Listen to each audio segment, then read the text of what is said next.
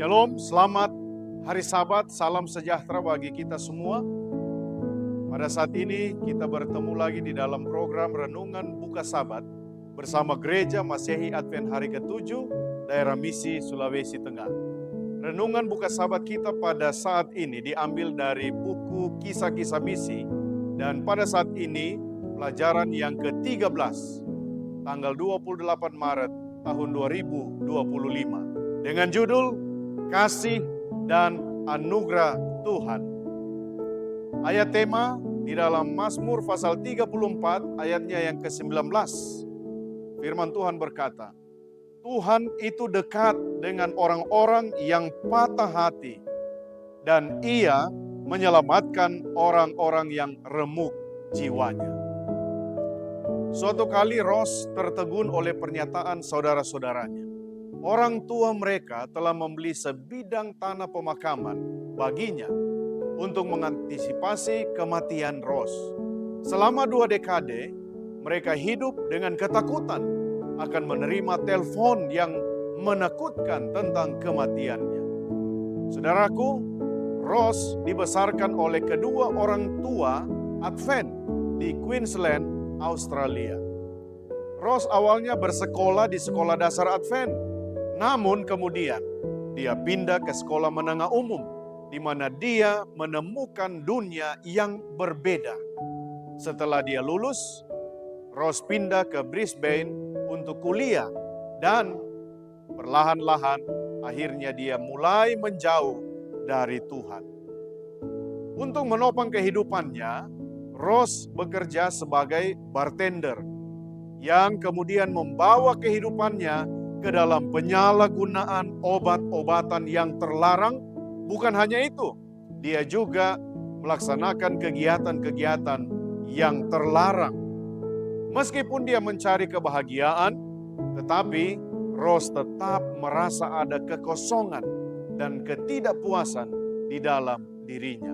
Satu malam, saat Ros sedang merenung untuk bunuh diri di Story Bridge, ada 2 orang asing tiba-tiba datang dan mendekati dirinya, kemudian menawarkan Ros untuk berdoa bersama dengan kedua orang ini.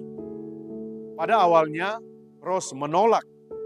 Namun saudaraku, melalui kata-kata dan isi doa telah menggugah hati dari Ros, sehingga Ros termotivasi untuk menjauh dari jurang dan kemudian dapat berdoa dan bercakap-cakap selanjutnya dengan kedua orang ini.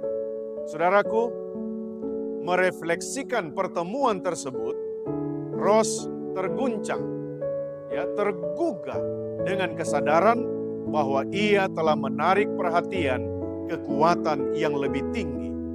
Kemudian, setelah mengetahui kondisi kesehatan orang tuanya yang semakin memburuk, Ros merasa terdorong untuk terhubung kembali setelah 2 dekade dia terasing.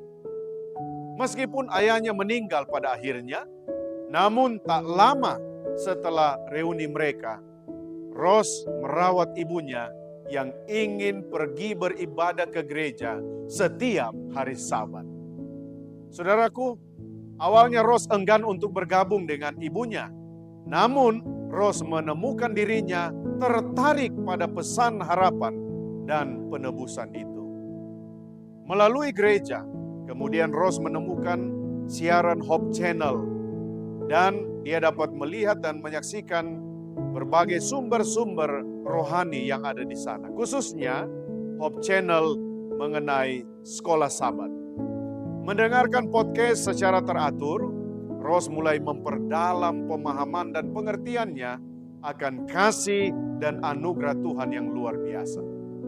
Terinspirasi oleh iman yang baru dia temukan, dia semakin dalam, semakin memahami dan mengerti kuasa Tuhan di dalam kehidupannya. Saudaraku, Ros menenggelamkan diri dalam mempelajari Alkitab secara aktif, turut terlibat juga di dalam kegiatan-kegiatan rohani yang ada di gereja.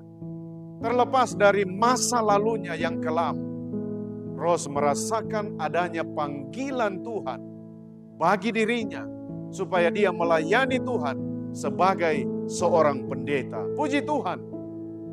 Ros percaya akan kemampuan Tuhan untuk menggunakan seseorang dengan sejarah atau riwayat kehidupannya, namun ada rencana dan tujuan Tuhan yang lebih luar biasa. Saudaraku, sekarang Ros telah diurapi. Dia telah ditahbiskan di dalam pelayanan sebagai pendeta.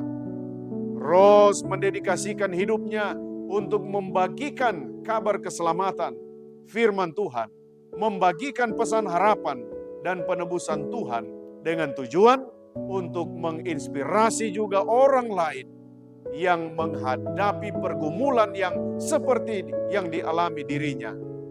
Perjalanannya menjadi bukti bahwa ada kekuatan transformatif dari kasih karunia Tuhan.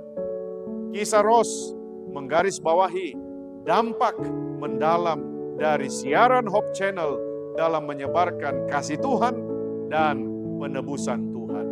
Saudaraku, dimanapun Anda berada, dalam momentum ibadah pembukaan Sabat pada saat ini, mari kita bersama-sama, keluarga kita atau jemaat kita, mari kita doakan para misionaris, sukarelawan, dan TSPM misi global kita.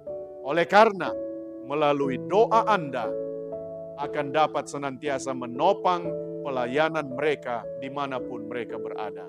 Demikianlah renungan buka Sabat kita. Tuhan memberkati kita sekalian. Amin.